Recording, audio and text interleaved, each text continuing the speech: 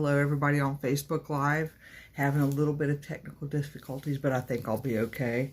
For those of you joining me today, I have Lost Souls in the Shadows hopefully coming on. They had told me that they are having some really horrible storms, so hopefully they will be able to come on the air. And if they're not going to be able to come on the air, well, I guess I'll just be like talking for an hour to myself and to Facebook Live until the freaks come on. A few announcements to make. We do have events coming up, several of them. One's going to be on September 25th. Hello, David. How are you? Hope you're doing okay. We do have, y'all know the world's biggest ghost hunt going on September 25th. I'm going to be at the cabin, but I know that several different places are going to be having their own events in different places. So if you're living in the area, or if you want to know of different paranormal events that are going to, be in your area, just go to the Virginia Paranormal Events page ran by John Stevens, and you can see all kinds of different events that are going to be coming on or going on. I'm sorry, I'm looking at the switchboard and looking over here at the same time. Hi, Evelyn. We got all kinds of events that will be going on the 25th. I can't even get my words today. Hi, Lisa. How are you doing? So anyway, Lost Souls in the Shadows. I want to get them on just in case, because they got some really nasty weather in their area. They are a paranormal group, and they are located out of Brodhead, Wisconsin. Their mission is to prove or debunk hauntings. So they have had an adventure this past weekend, and I really want to get them on. It is going to be Travis and Tiffany that I'm going to be talking to. So let me get them off of mute, and hopefully we don't lose them. Let's see who's on with me right now. Hello? Hi, Gary. How are you? I'm doing great. I was starting to cringe. I'm like, oh, maybe they lost power in this storm. I was hoping that wouldn't happen. Nope. Yeah, I mean, I could talk to myself for an hour, but that would look kind of weird. Oh yeah, I mean, you'll probably have the guys coming in little white jackets to pick you up. Yeah, they would take me to Eastern State Hospital of all places, because that's the closest mental ward I think I live close to. So yeah, they would end up taking me there. So tell me a little bit. That very well could be a nice little mini vacation for you. Yeah, I know, but I don't think I'd do well in a straitjacket. I'm sure the food is not good at all. I would need snacks in between all that. Well, you gotta have snacks for everything. I know, right? And see, Eastern State, no, they ain't serving that. And plus all the ghostly people there, no thank you. I mean, like, they have a new Eastern State part, and then they have the older, creepy Eastern State part where you never, ever want to get lost at. Right. So, well, look, I got a call coming in from one of my friends. I think she forgets that I'm on the air at 8 o'clock. I had to send her a message and reject her. Don't hate me.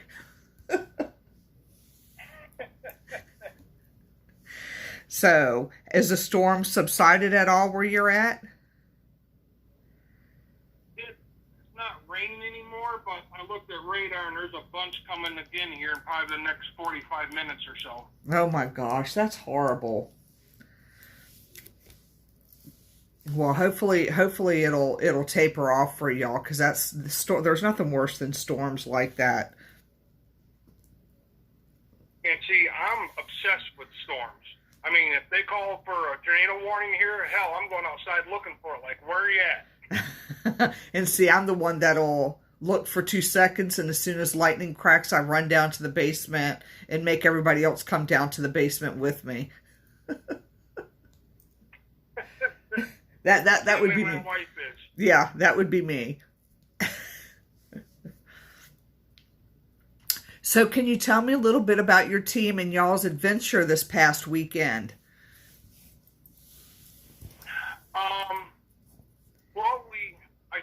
team in 2019 on our way back from a location that I refuse to go back to with my team. If another team asks me where it's at, I will not tell them.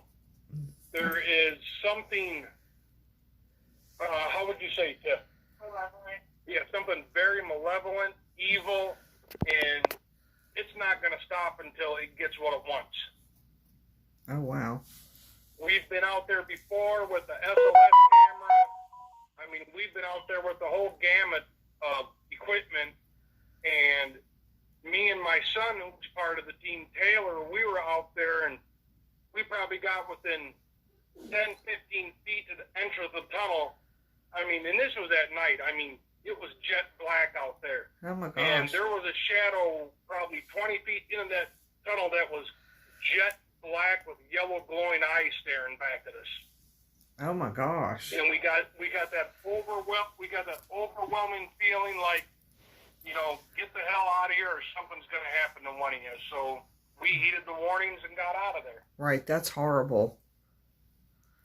No, I don't want to know where that's at. But then again, what if I go there? What if I would have went there and, like, we don't know, and then, you know, we get stuck and you could have told us? Right. I mean, I've been to a lot of locations. I mean, I've been paranormal investigating for 15, 16 years. I've been in some of the most craziest places, but this tunnel actually scares the hell out of me because of knowing what's there.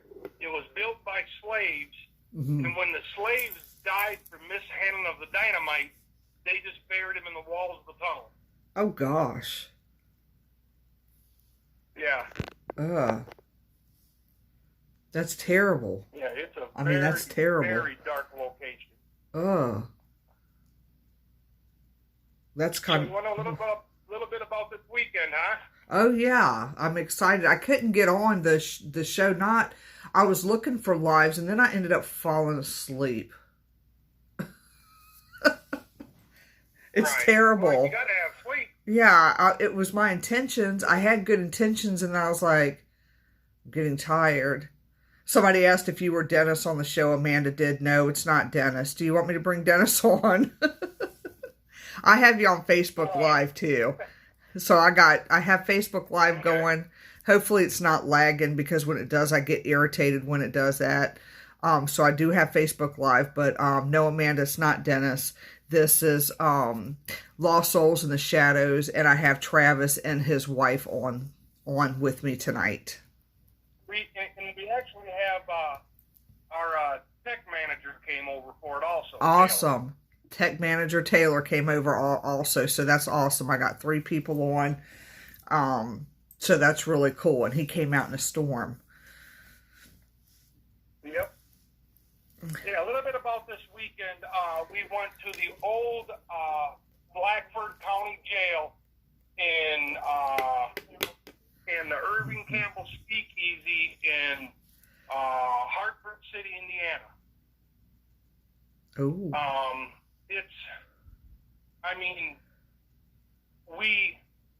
What we expected and what we experienced were completely two different things. Wow. I mean, you think, when you come to a location that was built in, the 1850s and closed in 1995, it would be crazy active. I mean, don't get me wrong. I mean, there was activity, but the owner location told us when we got there was a team there before us that spent all day there. So the spirits were kind of drawn a little bit. Right.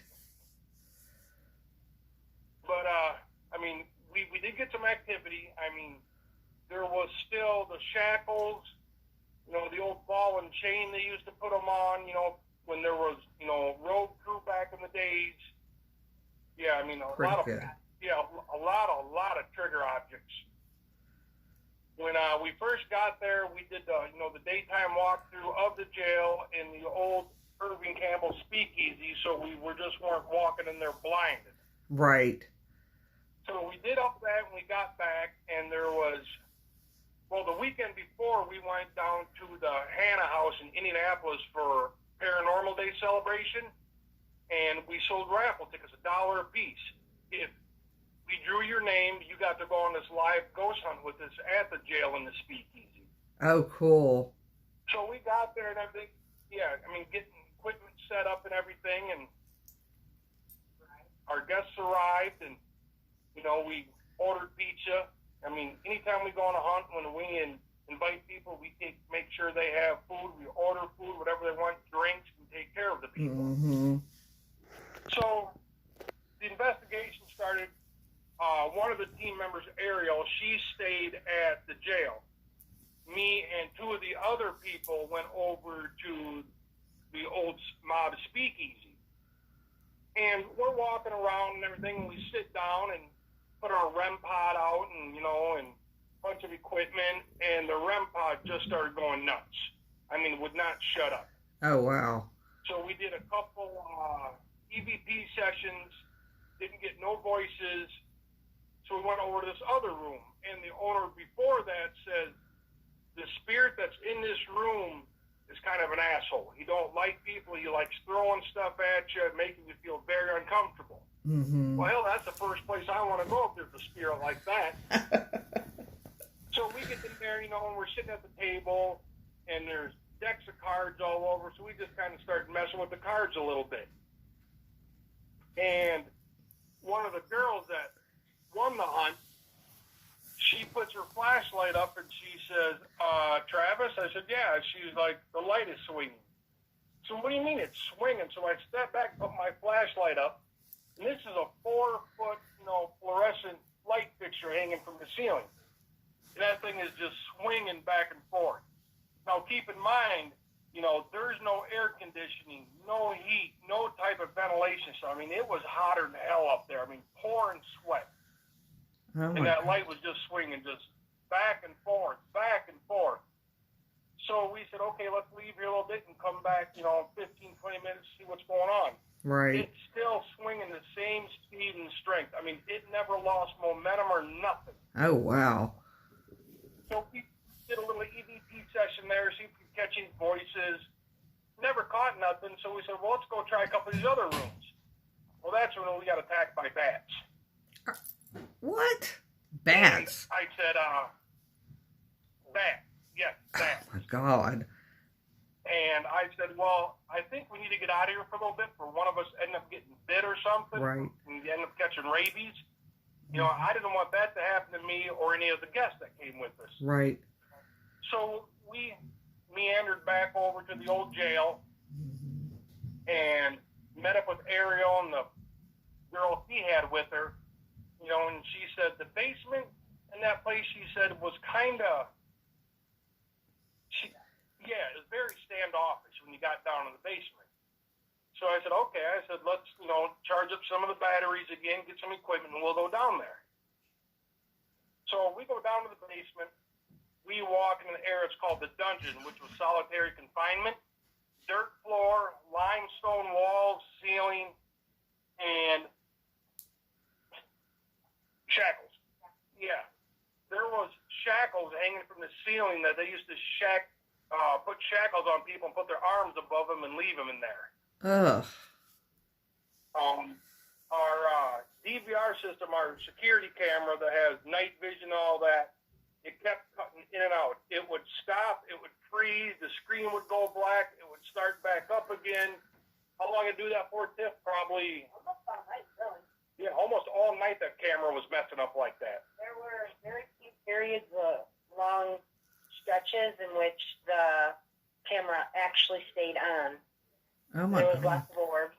Yeah, I mean, all kinds of orbs in that place. Oh, wow. But on the backside of the dungeon, there's a little, I don't know if you'd call it a tunnel system or what it was, but it was, completely limestone, dirt floor, and the owner of the building said that, when we did the walkthrough, he's like, take your flashlight and just shine on these rocks. Well, them rocks just glistened, and he said, these rocks are full of crystals.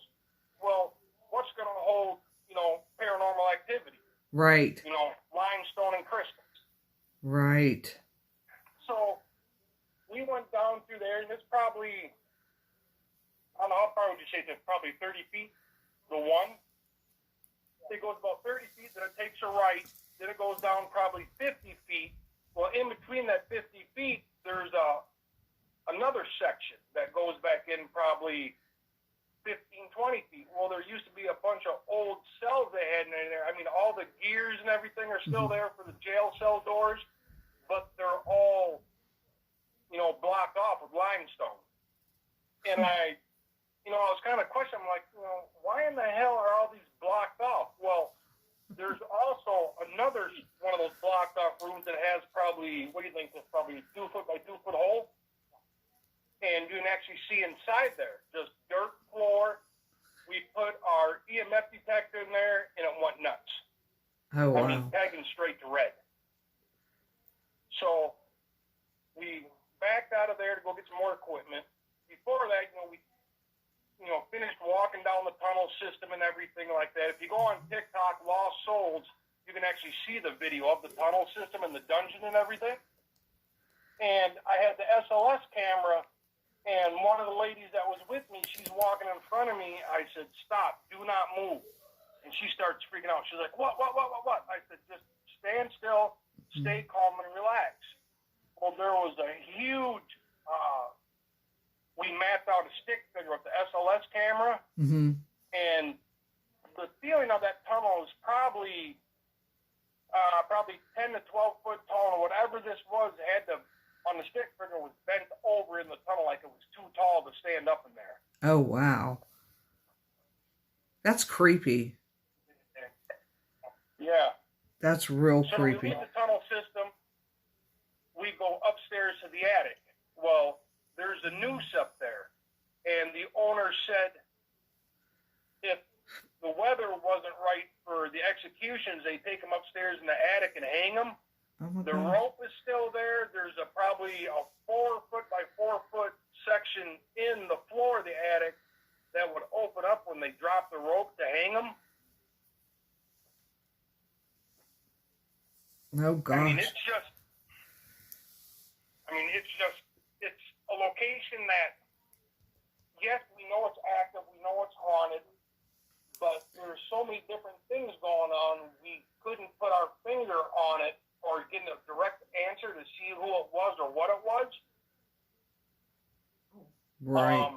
One of the guests that came with, her name was Mariah. We were upstairs in the attic doing a little EVP session, and it was hotter than hell up there, Jerry. I mean, it was probably 100 plus degrees up there. I mean, we're sitting there just pouring sweat. Yeah. My shirt's soaked, my shorts are soaked, and Mariah, she's all just a little chatterbox, so happy to be there, and all at once she just stopped talking. Her whole demeanor changed. And I said to her, I said, "Mariah," I said, "Are you okay, honey?" She was like, "My heart's racing." So I wanted to get her pulse. Her skin was ice cold and clammy. Oh gosh. And she says, she's like, "I don't feel right." I said, "All right, let's get you out of here." Right. So I radioed on the radio to my wife, Tiffany. I said, "Come get Mariah and get her outside." I said, "We'll sage her, Palo Santo, whatever it is." We were probably outside for, probably an hour and a half while she was trying to get her bearings back about her. And for the first hour we were outside, she was still super clammy and cold. Oh my gosh. What, did she end up being okay? Yeah, I mean, after we got her saved and did some Palo Santo wood with her and everything and calmed her down, she was good. She wanted to go back in again. And she says, she's like, "I want to go back to the attic. Something's telling me to come back to the attic." I said, "Absolutely not. You're not going back to the attic." Right. I said, "Something wants you up there." And I said, "You are not going back up there." I said, "If you think you're going," I said, I'll shut the whole hunt down right now." Right. I said, "Something wants you, and it's not going to stop until it has you." Right. Well, I'm glad she didn't go back. Yeah, I mean, all night of that, she was like, "I want to go back to the attic. I want to go." And I said, "No." No. I said, "I refuse to let you go back up there." So my wife went back up there. My wife is an empath. So she went back up there and she started setting boundaries and rules for the spirits and everything. And my wife even said, she was like, something's not right up here. She's like, there is something. She says, I don't want to call it malevolent or dark. She's like, but something up here is not right. Right. That's not good at all. You know, and, you know, so then we left the attic. Then we went into another area, which is where they kept some of the good inmates, like the trustees that would hand out food and stuff like that and do daily cleaning. And we're sitting in there. It was me, Mariah, her mom, and her cousin. So we're sitting there, and I brought out the SB11 spirit box. Nothing came through, and she's standing right next to me. And all of a sudden, she jumps into the screen and starts running. I said, Mariah, I said, what is the issue? What's going on?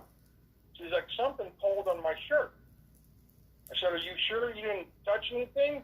So I took the flashlight and shined all the way around her. She was probably 8-9 feet from any board or anything that would have caught her shirt.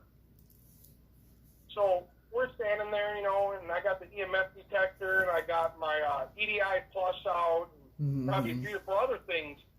And to the right of us, there was a noise in the corner. And she jumps a little bit. She's like, I'm done, I'm gone. I said, Mariah, I said, do not run. I said, they will feed off that. Right. Said, that's what they want, is to feed off that fear. So right. We're standing there a little bit, and that happened on the right side. Well, on the left side of us, I don't know what it was, but it sounded like that whole roof was trying to come down in on us. And I said to the girls, I said, go, go, go. I said, get out of here. I mean, I've never heard a noise like that. I mean, it sounded like construction workers hitting the boards with hammers and saws. I mean, to us up there, it sounded like it would have shook the whole building. It was that loud up in there. Oh, my gosh. So we get back downstairs, and I said to my wife, Tiffany, I said, did you guys hear anything? She's like, no. I said, you're shitting me. I said, it sounded like up in that trustee area. I said, it sounded like the roof was trying to come down on us. She's like, we didn't hear nothing at all. Oh, wow. And so this is in what part of Indiana? Hartford City. It's between Indianapolis and Fort Wayne, Indiana. Oh, my God. My brother lives in Fort Wayne. Well, you should have told him to come down and join us. You should have let him come with us. Road trip. If Kristen is on Yep. Facebook Live, you could have went down there. That is so cool. Yeah. We haven't been to Indiana in a couple years, but we'll you know. I mean, we have. Go ahead. I mean, we have no problem at all. I mean, if we're out on a hunt and somebody wants to join us, shoots me a message, you know, I mean, I welcome people with open arms to come on a hunt with us, especially the skeptics. Yeah. I love the look on a skeptic's face when something happens that they cannot explain. Right. Me too. I agree with you on that. But, you know, I mean, I've been to a lot of places, but, you know, there was just something off about that building. Yeah. You know, like I said, we couldn't put our finger on it or figure out what it was, but there's something off. I mean, I even had 2 Jacob's ladders running to, you know, energize the atmosphere. Right. You know, but there's something not right in that building. And it's hard to say what it is. I mean, it ran, I want to say he said it was built in 1856, and it closed in 1995. I mean, that's a lot of years for shit to happen there. That's true. That's true. We have a building in our area because I live in a very historical place. I mean, our whole port town is historical. And there's one particular place that at one point used to hold people for court. And the building itself is fine. But when you go down to the basement where they would shackle people down there, it's a whole different atmosphere. It's just horrible. Right. And I have to keep all that hush-hush, those locations, because our town doesn't really like to...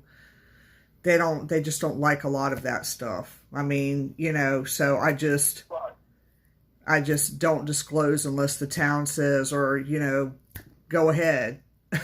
Because they don't want a bunch of stuff, you know, a bunch of paranormal people coming out to the little old town of Urbana that has 458 people in it, you know.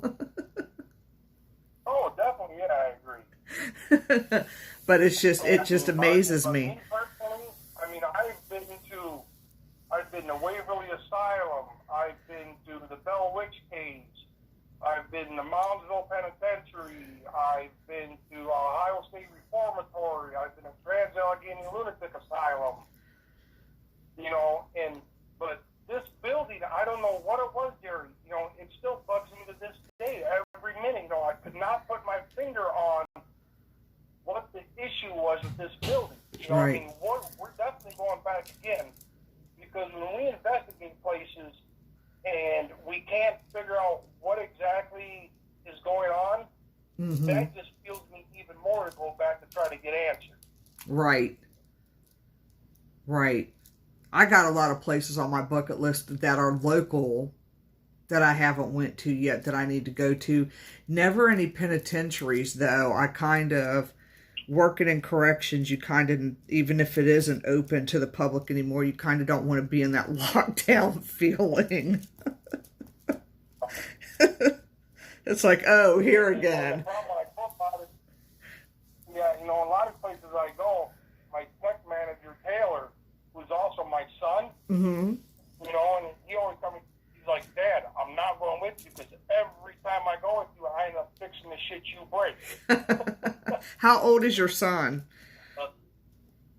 He's right here. You can talk to him, Jerry. Okay. I'm 24. You are 24 years old. So how long have you been doing this with your dad and mom? The whole time. Yes, yeah, 2019 when we started the team. Awesome. The team, I've been doing it. Awesome. So have you ever thought, like, because, you know, I do a lot of paranormal work and I got my shows, and sometimes my kids think I'm a bit nutty. Have you ever thought that process of your parents? Just asking, just to make me feel better. No, because I see and experience the same shit they do. So for I'm just as crazy as they are. Okay. I was just triple checking that, you know, because sometimes my kids don't always agree with what I'm doing. I'm the one. Yeah, we're the ones who were out at the tunnel. Awesome. So how many times when you go on things like that, do things, I mean, how many do you get a lot of malfunctions when you go out with, you know, spirit messing with equipment and things like that? I'm using my energy, I have my energy drained, and I've had a total of how many attachments? Taylor's had 3 attachments so far. 3 attachments. Oh my gosh. Actually, recently where I was living in Madison, that demon, whoever it is, out at the tunnel. So there's a little boy named Timmy who attached himself to me, and he's at the tunnel, and he attached himself to me, so he follows me where I go. And then there's the Broadhead Manor, and there's a little girl named Elizabeth, and she also attached herself to me, and so she followed me. And so they both followed me to my new house, and that thing from the tunnel had followed Timmy out there, and it was trying to, every night, I'd wake up with 3 sets of 3 scratches. Things would be thrown in our house. My parents actually had to come out and do an investigation at our house. Right. And they found out it was that thing from the tunnel trying to kill me because I took away its children. Oh my gosh. That's not a good thing. Did you get rid of them then? Oh yeah, that thing is long gone. Back at the tunnel where it belongs. Yeah, as it should be returned here. Yeah, we all swore we'd never go back out to the tunnel. Oh, I don't blame you. I wouldn't go back out there either. We were supposed to have a news station come out there with us Halloween of 2019. And it all set up time we were supposed to meet, and probably a week before the hunt with the TV station, the guy called me. He's like, sorry, but we're not coming. We've done research. We've talked to people, and they said, stay away from it. There's something wrong out there. Right. Yeah, and the TV station canceled coming out there with us. Wow, can you imagine like a person like not knowing where the tunnel's at and having like an experience there, but just, you know, not knowing the history of anything, you know what I mean? That would be just messed up. Yeah, it's a bike trail, and people ride their bikes through it almost every day. It's like, well, like quarter mile long. Yeah, it's a little over a quarter mile long tunnel. But it's pitch black throughout the entire tunnel, and the whole thing's flooded. Oh, wow. That's just creepy. And yeah, and it's a bike path. Everyone uses it on a daily basis, and so no one knows. They just think it's a regular old bike path. Right. And it's not. Right. Unless Unless... talking about a very experience out there, but those two people that Yeah, we had the very first time we went out to the tunnel, me and my son, we did a walkthrough, and we get to the south end of it. So you got to remember, this is Wisconsin in the middle of August. I mean, it's hotter than all hell. Right. And these people came walking, this guy and this lady in winter jackets and stocking hats. And the gentleman said to me, he's like, you know where the ice sculptures are in the tunnel? And I said, well, there's not going to be nothing now. I said, it's the middle of August. I said, during the winter, you'll get, we were in shorts and t-shirts. Yeah, we were in shorts and t-shirts and flip-flops. Mm-hmm. And I said, you'll get different ice formations during the winter. There ain't going to be nothing now. Right. And his girlfriend looked at me and kind of gave me an evil giggle and said, well, we're going to go in and check. And I said, okay, that's fine. And they had a flashlight when we saw them walking in the tunnel. Yeah, they had a flashlight. And about 30 seconds, 45 seconds later, they come walking along and they said, well, we didn't see anything. And then no flashlight. Yeah, no flashlight at all. And they said, well, we're going to get going. I said, okay. I said, have a good night. Well, for them to walk down the trail to the nearest corner of the trail is probably 300 yards. Within 30 seconds, I turned around and they were gone, disappeared.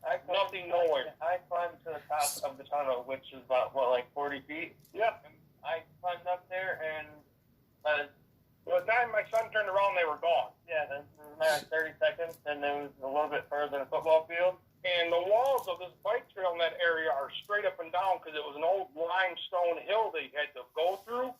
So there was no way for them to disappear or nothing. Yeah, the walls were about 100 feet high. Yeah, in just, 30 seconds, they were gone, just disappeared, vanished.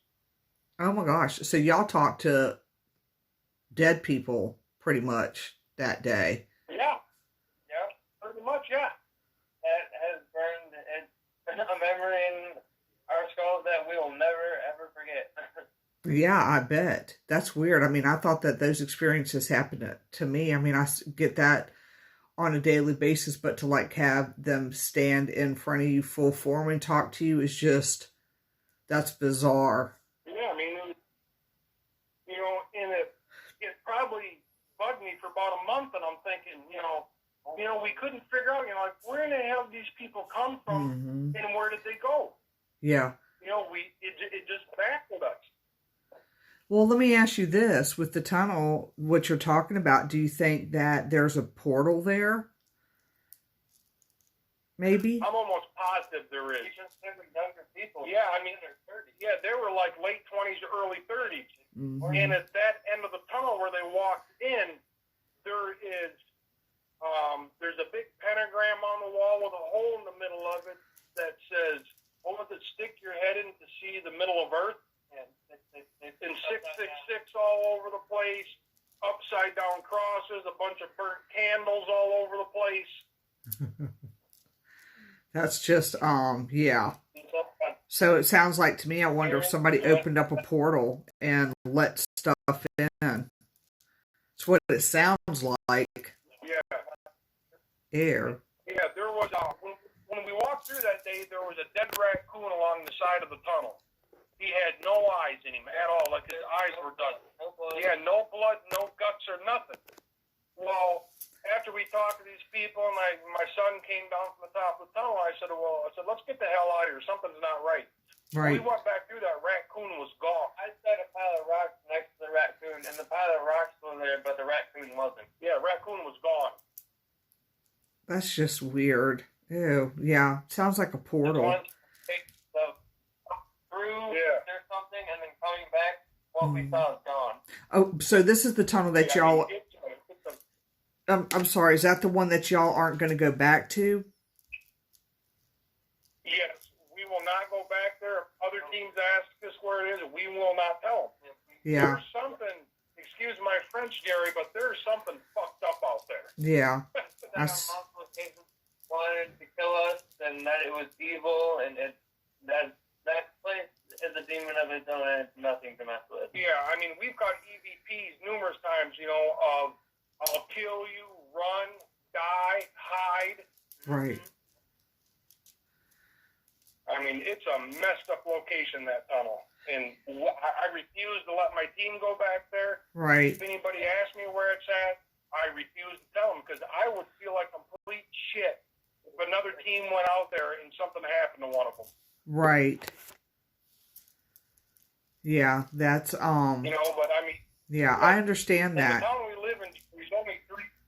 Yeah, in the town we live in of like, what is brought up, like 3,500 people. You know, and there's probably Broadhead is like our home base when we get new equipment because we got 5 or 6 places right in that town that we can go investigate that I have keys for anytime we want to. Right. We have, it's called Fibs North. It's a supper club where I used to be the executive chef at. Mm-hmm. And there's always been something off about that building. And we were downstairs in the basement one night. It was me, my wife, my mother, the owner of it, and a very good friend of ours who's a psychic medium. And we were talking back and forth and everything, and she gave me a notepad. She's like, all right, I'm going to ask some questions, and when something comes through, Travis, I need you to write it down. I said, not a problem at all. Right. Well, about 16 seconds into it, my wife's phone was in her jacket pocket all night long. Turned off. We get home, go to lay in bed. She turns her phone on and says she has a new voice recording. So we played it, and you can hear me and Amber, the psychic medium, talking and everything. And about 16 seconds in, we caught the clearest Class A EVP ever of a little girl saying, "Release me." Oh my gosh. Yeah. Oh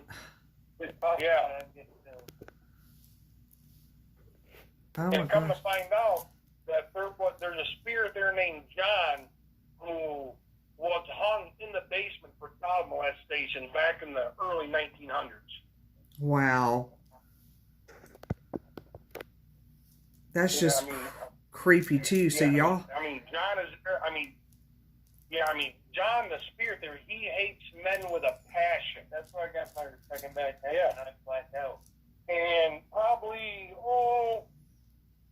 17, 18 years ago, the owners of the building were trying to refurbish it. They wanted to open back to a hotel like it was back in its glory days. Mm-hmm.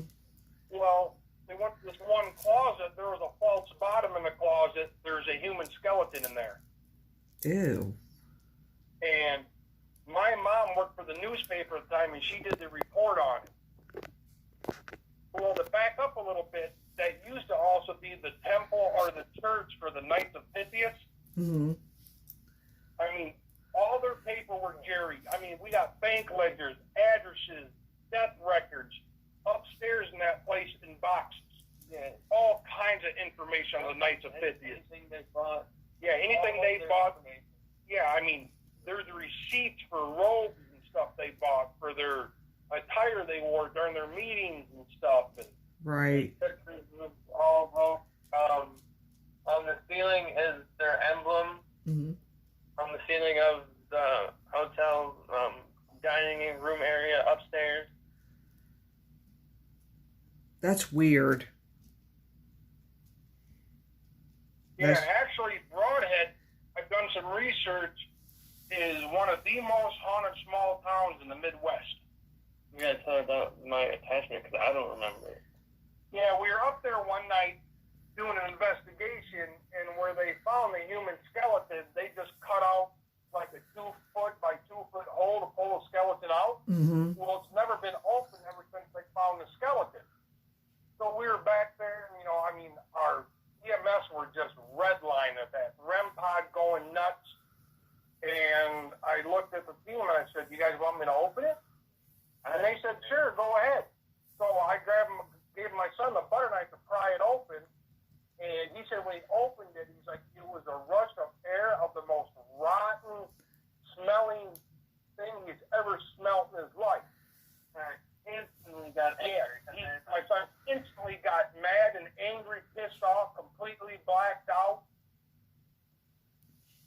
Oh my gosh. I just remember waking up on the sidewalk. Yeah. That's all I remember. So that sounds like that at that time that you had possibly a possession. Would that Yeah. be, I was going to say, would that be Yeah, accurate? I'm not calling that an attachment. That was a straight up possession. Yeah. What happened to him? Yeah. It was a matter of 15 seconds. I was trying to yell and scream. I was trying to hit everybody. I had tried swinging on him with the knife, and then I blacked out, and I just remember waking up outside on the ground. Yeah, because I was going to say most possessions you don't even remember. You're taken over and you don't remember anything from it.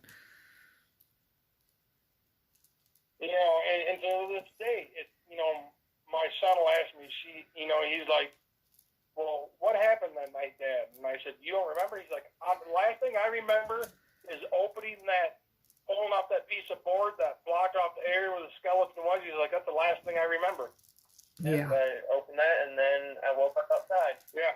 Right. So for people out there that, there are so many people out there that want to go to certain things, you got to be really careful because things can take you over just like that. Would you agree with that? I mean, you won't even know it. Yeah, exactly. I often wonder that with people sometimes, and don't take this the wrong way, when people commit certain crimes and they say they don't remember, you have to wonder. And, Right. I hope nobody, takes that the wrong way. But I was talking to somebody about that the other day, because something has taken you over. You don't know what you're doing. You don't remember anything. And I'm not saying that I condone people that commit crimes like that. I'm just saying sometimes you have to question when somebody says, I don't remember. You have to question certain things like that. Yeah, because, he's my son. I love him to death, and I've never seen him like that ever in his life. And it was scary for me. Well, of course. Now, did you, when that happened with him, did y'all, I mean, what procedures did you take to try to help him when that happened? Out of curiosity, or we got him sage, got him Palo Santo wood. We hung some, we did the St. Michael's prayer. We put crystals on him and everything, and it probably took him 2.5 hours before he finally snapped back into reality to really understand what was going on. Right. And at that point, I looked at everybody. I said, I'm shutting the hunt down. I said, there's something dangerous up there. I said, we're done for the night. Right. I said, call it quits, pack everything up. I said, we're gone. Right. Yeah. I don't blame you on that at all. I would be too. I think when that happened to me when I went to New Jersey with my New Jersey rope team, I had 2 experiences like that happen, and for the longest time I would not, I didn't want to do anything because it scared me to the point I'm like, you can take this back. I don't want to talk to dead people, because I'm a psychic medium, and I'm like, I don't want to. I was like, I don't want something like this. And I was scared for the longest time. But then as time went on, I started to get, back into the swing of, this is what you need to do to, protect yourself. But then again, if something wants to take you over, it doesn't matter how well you ground yourself, they're going to take you over. That's just my personal opinion. Now people might argue that with me. But, I agree with you 1,000%, Jerry, on that. I sage, I surround myself with white light, I take salt baths, I do all kinds of things before I go out. Even before I see Reiki clients, I do certain procedures. But when spirit comes through and wants to talk, they come through and they talk. It doesn't matter how well you have been grounded, because it happens to me all the time. With me doing Reiki, I have certain people, when I have my clients come over, there's certain procedures I follow before, people even come over here. But that part of what I have doesn't shut down. Their spirit wants to come through, and they're going to have their readings, whether I like it or not. I had a person today come over for Reiki, and whatever she brought with her, she picked it up yesterday, and it went right up my basement steps. Saw it, I was like, dang, you done brought something with you. It must have been from yesterday's road trip. And I looked at it, it was a shadow figure, and it was a male, and he just went right up the steps and exited. I said, you can leave now. She's like, yeah, I don't want him. So he ended up leaving. I was like, thank God. I don't want anybody else here. Right. So you just don't know at all. So. And I've seen a lot of these stuff in the paranormal field. I mean, we're all about para-unity. Yeah. We're not about, seeing it as the best evidence, Right. I mean, and that's what, my personal opinion, that's what the paranormal field has come to. People want to compare evidence to see who's got the best evidence. Yeah, I'm definitely not about that. It doesn't. No. Yeah. Yeah. It's, and it works in this. And we got. I was going to say it works in the field. I was going to say it happens like that, not just in the paranormal field, but like in lines of work that I do when I'm doing Reiki and things like that. You're always getting people that want to be hush-hush. They don't want to talk to you about anything. But like I've told people over and over, my energy and your energy are not the same. Your procedures or how you do things, it's not going to be the same as mine.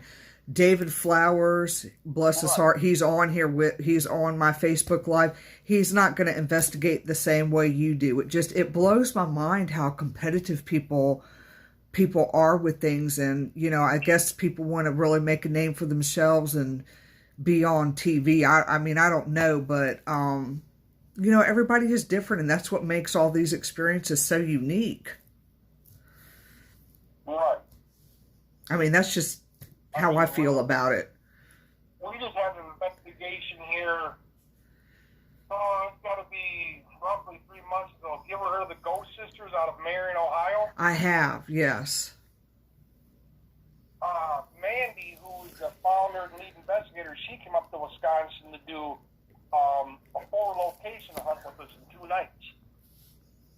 And some of the things she didn't use and some of the things that I didn't use, we were just blown back by it. We were like, she's like, I would have never thought of that. And I said, me neither. Mm-hmm. Yeah. I mean, there's so much to learn from other teams out there instead of bashing other teams. Exactly. I agree with you on that. I learned a lot when I went. David doesn't understand. Well, I'm not saying he doesn't understand that, but I got a lot out of that, the tour, and just how he did, what he did. And I spoke a lot about him last week too. But, when you went to something and it really captured your attention and you take something back from that, that's what matters to me. And I do see a lot of people, unfortunately, bashing other people and bashing teams or bashing locations. And I mean, it's just really, really sad to me that some things have come to that. So I have kind of, kept to myself, if you will, a little bit because of some of the things that have went on. It's because I just don't want no part of that. I deal with enough dead people on a daily basis, with what I have psychic wise. And it's just like, I don't need the drama on top of what I'm dealing with every day. So. Oh, I agree 100%. And I think that's a lot of reasons why, I mean, I've known 3 or 4 new teams that have started, and they've completely backed out of the paranormal field from being bashed and being criticized because their investigation techniques, Yeah. It's like, I can't get, it's hard to get it through their heads.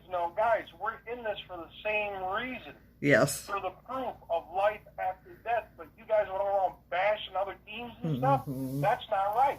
Yeah. Oh, look, when I do my energy work, I have had a couple of people tell me, you're not doing that correctly. And I just have to laugh. And I'm like, my technique, I go where I'm guided to go. I don't do standard Reiki. I go where I am guided to go, where I'm told that I need to go. But it trips me out with people,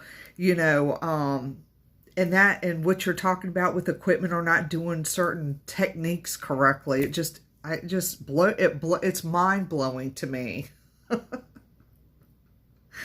Yeah, you know, because, you know, I mean, a lot of these teams, you know, that I've talked to and dealt with, you know, they, you know, in my personal opinion, nothing that any team does or equipment they have is, you know, 100% proof that there's life after death. Right. Right. You know, I mean, you know, we probably got about $14,000 worth of paranormal equipment, Jerry. And nothing I have or we use is 100% proof that there's life after death. Yeah. Yes, that's what we're all looking for. We're looking for that, you know, 100% proof. Yeah. But, you know, I've seen teams, you know, like, oh, I guarantee this place is haunted for my equipment. Yeah. It don't work like that, buddy. Sorry. Yeah.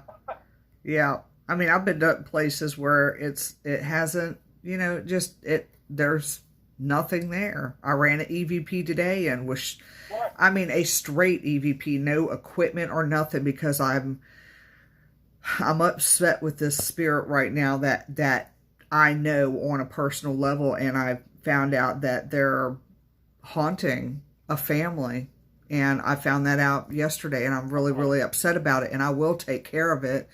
But just running a straight EVP with no app using at all, I was like, I need you, you know, I need to know that you're here with me. I feel them. And then they whistled. I got it in that recording, just a straight recording. They whistled, and I was like, okay, well, I know you're I guess I know you're here, because they would whistle. If I would irritate them, they would whistle when they were alive. So they did the same thing, being deceased, and they haven't changed a bit. I'm just like, really? And then when I called their name, they were like, huh? Gary, we got to Do what? Jerry, we got to cut this short. We got to cut this off. Tornado sirens are going off in my town right now. Oh, my goodness. Well, y'all be careful, and I appreciate you coming on. So please get to a safe place, if you will. Okay, well, I do appreciate you coming on. I'm just going to keep talking. So y'all can go ahead and hang up. Not a problem. All righty. All right. Thank you. All right, everybody. Thanks for listening, and stay haunted. Yes. I appreciate it. Gary, we'll talk soon. All right, take care. Yeah, bye. Bye-bye. That, y'all, was Lost Souls in the Shadows. That was with Travis Cook and his wife Tiffany, and his son Taylor. So they had been having bad storms all night, and they warned me that it was a possibility that they were going to have to get off of the air a little bit early. So yes, Steve, I agree with you. It is not a competition. And you're right. People do treat it like it is a beauty contest, and it's not. You know, it's the fact of people, you know, wanting to do research and wanting to know that there is afterlife out there, you know, and it really goes beyond some of that too. I started taking equipment with me because I just wanted to validate what I have psychically. I wanted to be able to validate some of the things that, you know, I was feeling, or, you know, like this afternoon when I was feeling the presence of this person, and I'll allow them to remain nameless because some of y'all that are my family members know this person. And, you know, it's just like, it blew my mind when I got a call about this person haunting people, a family, like to the point they won't even stay in the house. I mean, that just blows my mind, you know. But anyway, I put the recorder on because I felt their presence with me. I asked them to come. I triggered them to come to me for a reason. And then the recorder picking that up just with a straight, without running necrophonics or anything, like I said, just blew my mind, because I was like not expecting that whistle. When I went back into the recording and listened to it, I was like, oh, you are here, just as I thought, you know. And then with the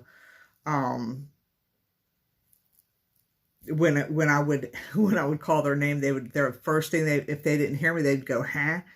And it was in the EVP, huh? You know, and I'm like, oh yeah. So, you know, it's weird. Let's see. Yeah, I understand, David, perfectly what you're saying. Y'all, since David is on here, I like these, you know, like keep them by my bed because I've been, I was really drawn to them. These are dowsing rods. If y'all go like to David Flowers, Williamsburg, the Manor House, and you go online, and you go to the Powhatan Resort and you know, do your reservation, which Kim Slater, if you're on here, and Liz, I thought we were going to go to that. You got to let me know when you want to go. But, anyway, he has these there. And these are really cool. And they're like $10. They're like custom made. They're really cool. They're very lightweight. But I like them simply because of that. They're lightweight. You know, so David, I'll be making my way back out to you soon. I have 2 people that want to go to that. Actually 3. It's just a matter of getting together with them and, you know, doing that. But yeah, Steve, I understand it's crazy, you know, with certain stuff. But yeah, when I go out in the field, I like to take equipment with me just to validate, you know, what I'm feeling. Because for the longest time, when I did do like private homes and things like that, I did not, yeah, these are awesome. When I went to private homes and things like that, I did not take any equipment with me. I didn't even so much as take a recorder with me. And then I was like, well, let me start taking equipment. It was actually when I met Ryan, Michael, and Dennis is when I started to start taking equipment with me, because I wanted to really start validating what I was having. Not saying that I'm wrong about anything. You know, like I said, if a spirit wants to come through, they're going to come through whether you like it or not. So I just wanted that equipment to validate. And the other day I had a client over here, and I was doing a reading. This person just stepped out of nowhere, you know, and it was weird. And there were 2 other people at this appointment. It wasn't just, well, no, 3. It was 3 of us total at this appointment that I was doing, and we were talking to the person's husband's relative, and like in the middle of, I would say in the middle of the reading, chimes came on. And she was like, did you hear that? And I was like, I did hear that. But the other person that not fell asleep, but she was kind of sitting on the couch chilling out, heard it too. So 3 people heard that chime bell. And I almost wish that with that particular session that I had recorded it, because we would have gotten that. But, you know, when spirit steps out, it's weird, because you might be doing a reading. One person may step out, and then another spirit comes and pushes that spirit out of the way and goes, no, it's my turn. Hold on, they've had their time. So that's what happens to me sometimes. But anyway, I appreciate y'all tuning in. I've got to cut my conversation short on the air. So let me hang up with Ryan so the freaks can come on, and then I'll continue. Hey, sis, I'll continue my Facebook Live. So let me hang up real quick. Hold on. Thanks for everybody tuning in to Vibe Time. Next week is going to be Jodi Nettles from Crossroads.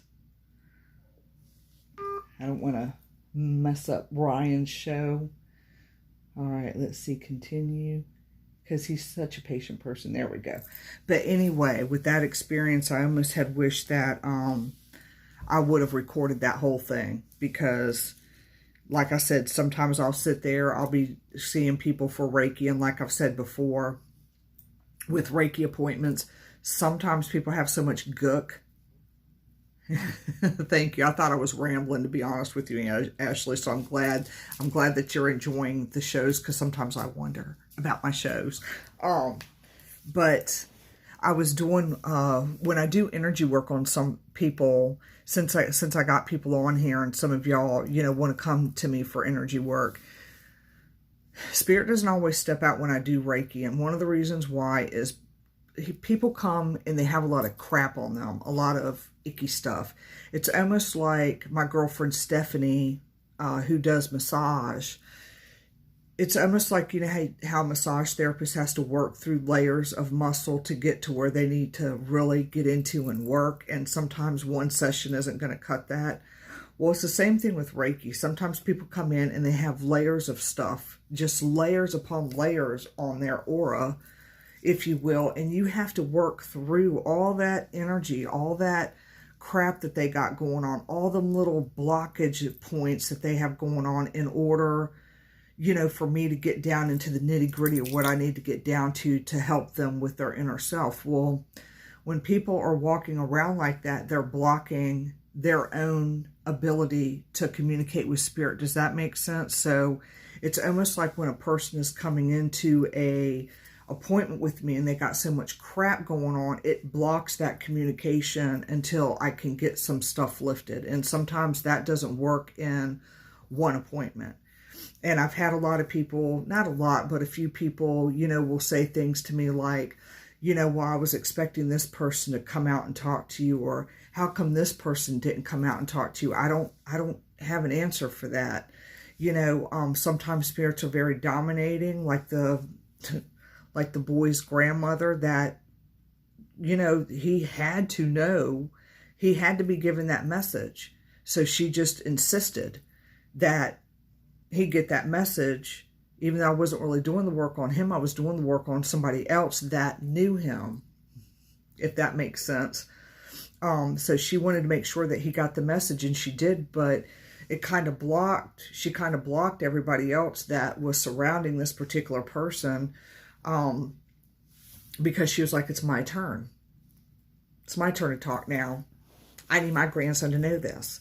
You know, it went kind of that way. So it's just, you know, I don't want people to get a false sense when I'm doing energy work on them that spirit is automatically going to step out like that, because sometimes it doesn't happen that way.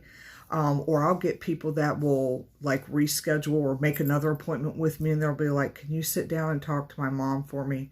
It doesn't work that way. I don't, like this particular person that I summons today, I summoned them because they're being a pain in the ass. And I knew them in real life, and I know that I can get them to stop being so stubborn and leave this family alone.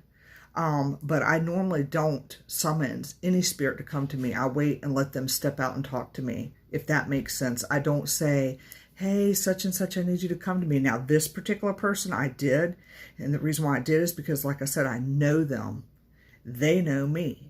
And they're being a pain in the butt. And actually, some of y'all on my Facebook feed know exactly who they are. And if I was to tell you who they are, you would shit a brick. So I'm just not going to say it. I was just shocked to hear it. But y'all always thought they were so cute and sweet. And, you know, in death, they ain't so cute and sweet. They're being mean as a damn snake. So we have to put them in their place. Now, some of y'all that are new are not going to know who I'm talking about, but some of my older friends on here where I used to post certain pictures of people, you're going to be like, not them, you know, yeah. As a matter of fact, it's really weird how things work. You know how Facebook puts your memories up? Okay, well, you know, I told this person to come to me today because I wanted to have a little talk with them for being such a pain in the ass, right? Guess what picture popped up in my memories? Yeah, the one that y'all think is really cute and innocent. Yeah, she ain't cute and innocent. Notice I said she. So, oh, pendulums, I am. I have a whole collection of pendulums. I do like working with pendulums and dowsing rods.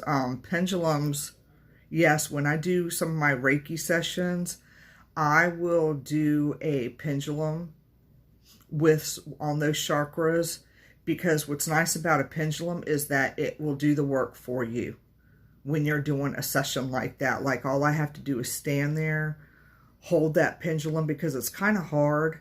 I don't even know if I got mine. Let me see if out of the 15 pendulums I have, let me see, or did I probably hung it up because I had it, in here for so long that I took it out because it needed to be out in the open. So I think it's sitting on my little pendulum rack. Yeah. Dang, I don't know where that came from. It's sitting on my little pendulum rack. No, wait, what's this one? Hold on, see? Yes, I do. This one was given to me from a friend of mine, Susan, from the Sedona Desert. She brought it back from me when she went on vacation. So this one right here, yeah, I've used for personal use. The other ones that I have hanging up, the 10 of them that are hanging up on this little pendulum holder that Chella made for me.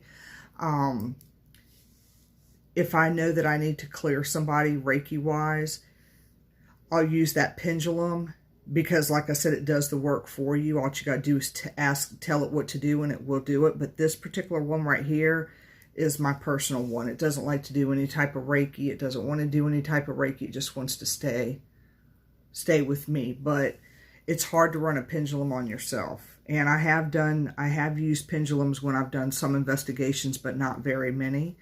I do use pendulums if I'm looking for portals. I've used them for that reason. But other than that, you know, I have my personal one, and then I got a bunch of little hanging ones, which I really need to put back down in my Reiki room. But some stones don't, as weird as this sounds, they don't want to be in the dark. You know, once you start to handle stones, you'll be able to understand, they start talking to you, and you'll feel those vibrations from them. So, let me get off of Ryan's stuff real quick. Hold on one second. So, anyway, I could talk about pendulums and stuff all night. Did you have a question about it, Steve? Or is it just, do you work with them as well, out of curiosity? Is Tina still on here? Sis, are you still on here? Can you type in the comments if you are? Hello? You still on the Facebook thing? I see your little face, but sometimes I see the face and then it disappears. Oh, okay. I see you.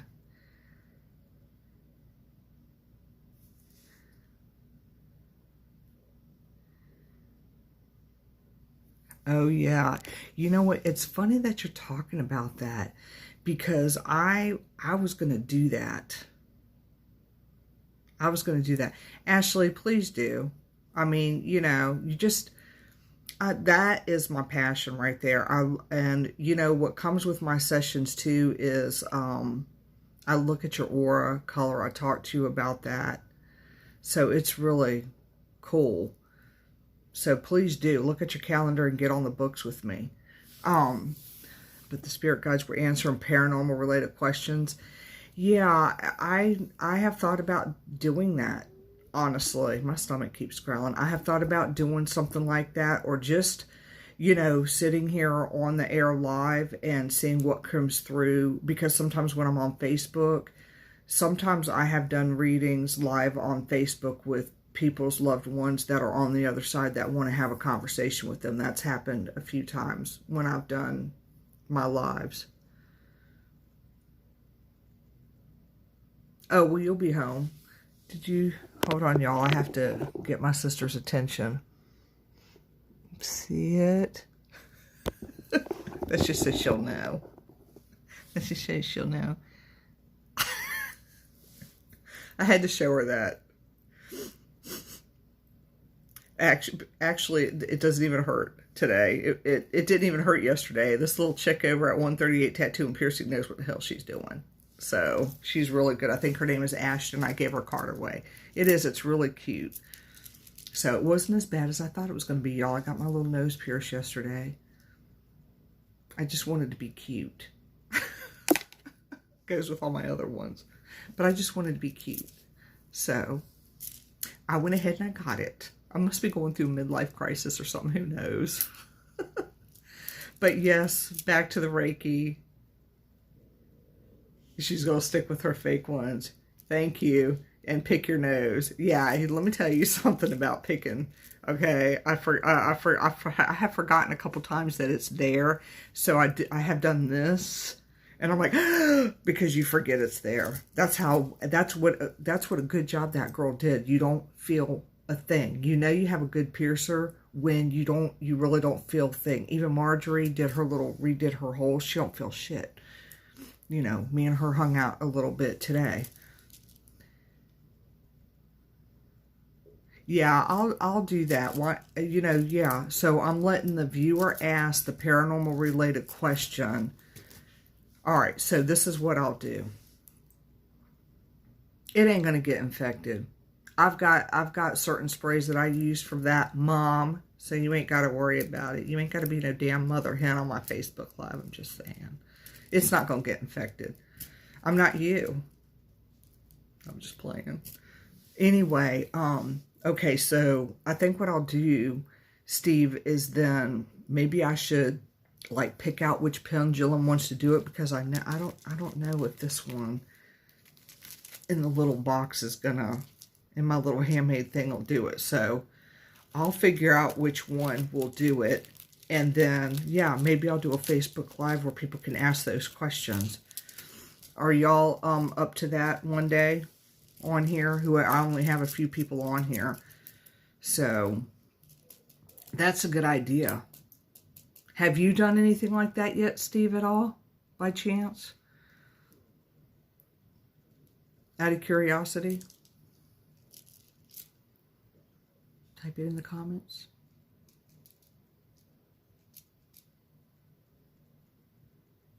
Yeah. Yeah, that sounds awesome. I have a couple pairs of these coming to the house, too. One's for the pink pearl.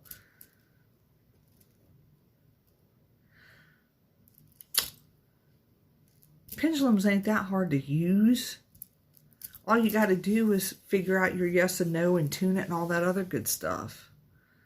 You need to learn. You need to be taught. I had a Pendulum 101 that I had done at one point so that people could understand how these little things work. But yeah, we can do that one night. These are really interesting to do a lot of stuff with too. So if y'all, like I said, if y'all live local or not even local for that matter, and you want to do people that are into the that are just now getting into the paranormal stuff, should go to David Flowers' tour, because he has some stuff, basic equipment that people need to know about, and it's just a really good tour. Oh, your spirit guides ran away. I'm sorry. Maybe they just don't want you to do that kind of work. I don't know. I mean, I guess the only way to do it is to try, but I mean, you got your dowsing rod, so you might resonate better with those anyway. You know, I like pendulums. I like rods too. You know, it's almost like you can't have enough. How do I explain it? You know how people have a collection of purses? I have a collection of dowsing rods and pendulums and crystals. People collect equipment. I collect things like this because I have this pair. I have a copper pair. I have a pair that's in my drawer right now. They're about this long. This lady made them for me, Wanda. She made me a little pair. Then she made me a bigger pair. So I've got one in my red bag that I carry. One in my drawer over here. I have my light up ones that I brought on the night that we did the investigation with you. And then I have these new ones. And then I got some regular copper, you know, ones that you don't have to hold a certain way. You just got to make sure you get it right. So yeah, I've got quite a few things. So, you know, I don't collect purses. I collect dowsing rods, crystals, ghostly equipment, and amongst other things, pendulums. And if my pendulum set wasn't in the next room, which I got to walk all the way over there to get it. No, I didn't get you any, because when you come back in September, no, I didn't. Because when you come back in September, you can go to David Flowers' investigation and pick out what pair you want. He has several pairs sitting there. So no, I didn't get you any. I didn't. I got a pair for the pink pearl, and one of my friends wanted one, so I ended up ordering them a set. But you want to pick out which ones are going to resonate with you. What wooden one? David doesn't have any wooden. Oh, are you talking about the pendulum? Are you talking about the pendulum? The wooden what? Because he don't have wooden rods. I gotta know what my dingbat sister is saying. Y'all excuse us for a minute so we don't get into sibling rivalry on my own live feed. What wooden one? TT. I want to smack you. What the hell? The hell's some rock thingy? These you have to go when you go to David Flowers' tour and pick them up. Pick them out because he has so many pretty ones. But these caught my eyes because they reminded me of chakra colors. And I figured that I could use these when I do my Reiki sessions. When you know, you can use these. Oh, well, I guess I don't know what the hell I'm talking about then. But I can use these when you go. You can use these to test people's auras, y'all. Like when you're walking in somebody's aura space, like you stand really, really far back, and when they open up, you're hitting the wall of their aura. Does that make sense? That's what I use these for when I do Reiki too. I want to see how far out a person's aura stands. So I will ask those questions of these rods, you know, please let me know where that Reiki wall, you know, Reiki, aura starts. Oh, yeah, I have those. Oh, yeah, David, I know what she's talking about now. I have this. It's downstairs. I have this rod, and it's also dowsing rods, but these bounce. So when you're near a good energy field, it'll hold real still. And then as you get closer and closer to it, it bounces up and down. I was like, what the hell is she talking about? Now I know, yeah, those are downstairs, but I still like these. I just was drawn to them. So they stay right here by my bed because I just feel like I'm grounded with them. Yeah, I know, I finally got it. I couldn't understand what the hell you were talking about. Dr. Terry has one that has a crystal on the end of it and it bounces. And that's how you pick up a person's aura. Wall also is with that particular one she's talking about. But I don't feel like walking all the way downstairs to the creepy, well, not to the creepy basement. That's the cabin on 360. Downstairs to my Reiki room to get it. I'm too lazy.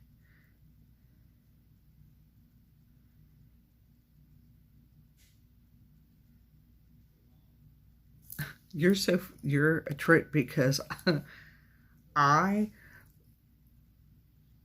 think I think that's going to happen eventually with Bigfoot. I think that something like that will happen eventually. I think the truth will come out with that.